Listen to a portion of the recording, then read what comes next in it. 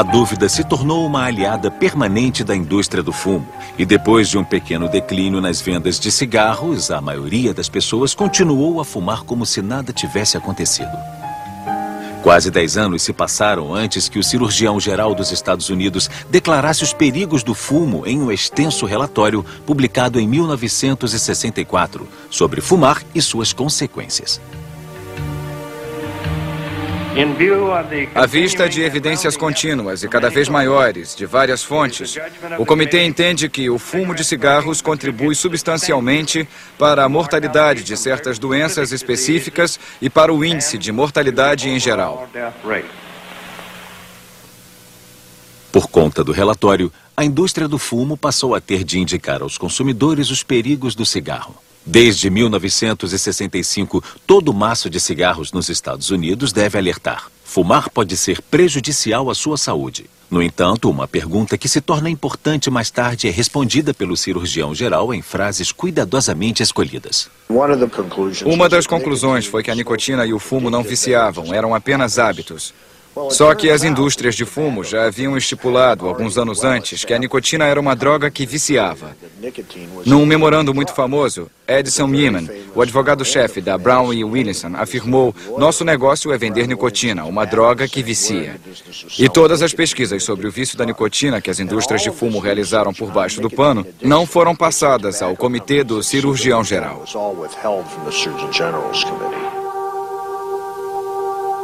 Para a indústria do fumo, a quantidade de nicotina nos cigarros foi fundamental para manter as vendas. Foi visto que se o conteúdo diminui, as pessoas se viciam menos e acabam parando de fumar. Sendo assim, com toda a discrição, a empresa americana Philip Morris desenvolveu uma técnica que intensificou o efeito da nicotina.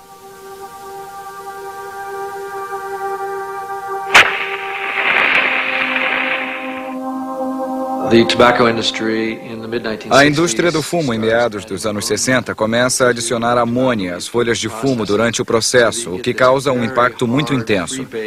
A nicotina chega à corrente sanguínea rapidamente, provocando um grande pique. Chama-se freebasing.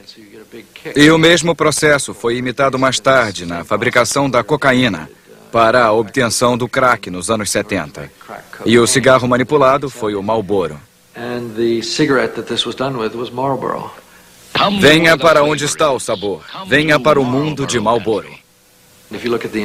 Em todos os documentos internos das indústrias, todas as outras empresas, Reynolds, Lorillard e outras, querem saber por que o Marlboro vende tanto. Começaram a investigar o processo, examinando a química e descobriram que a Philip Morris adicionou amônia. Então, a maioria dos principais fabricantes de cigarros começou a incrementar o seu fumo, tornando o seu cigarro muito mais vicioso e muito mais forte. O consumo de cigarros continuou a subir rapidamente. Em 1960, a população mundial fumou 2 trilhões de cigarros.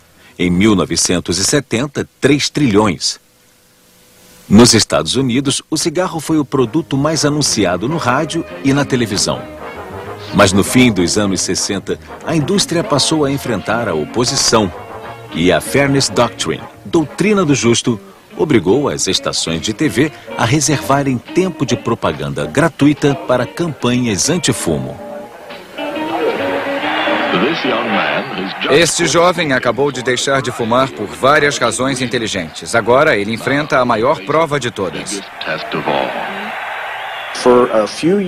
Durante alguns anos, vincularam uma quantidade enorme de campanhas anti-fumo em todo o país.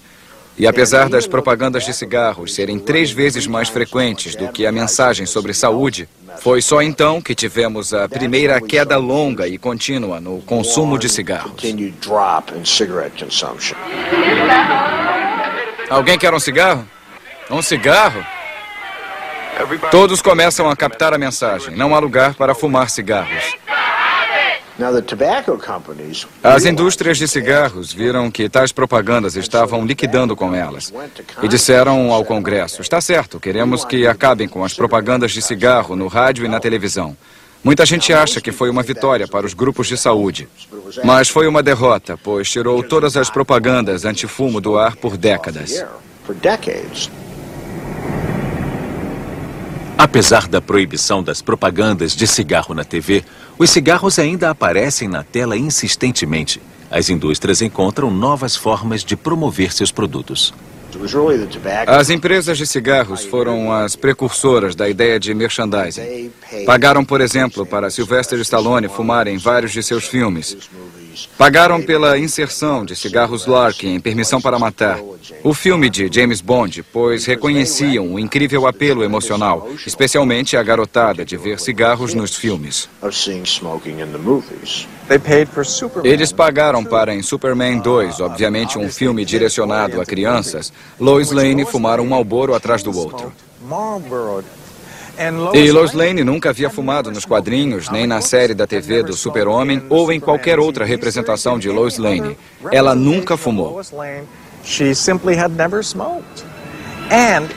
E no clímax do filme, o Super-Homem é jogado na lateral de um caminhão enorme da Marlboro. Caminhão que nunca existiu, apenas criado para o longa. E este filme até hoje passa no horário nobre da TV. É uma propaganda da Marlboro.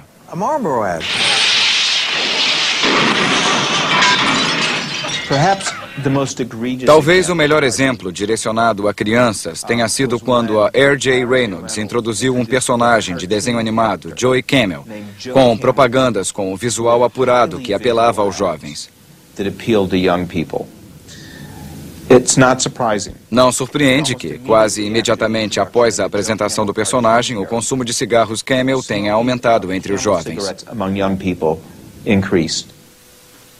O personagem Joe Camel se tornou mais conhecido entre as crianças americanas do que o Mickey Mouse.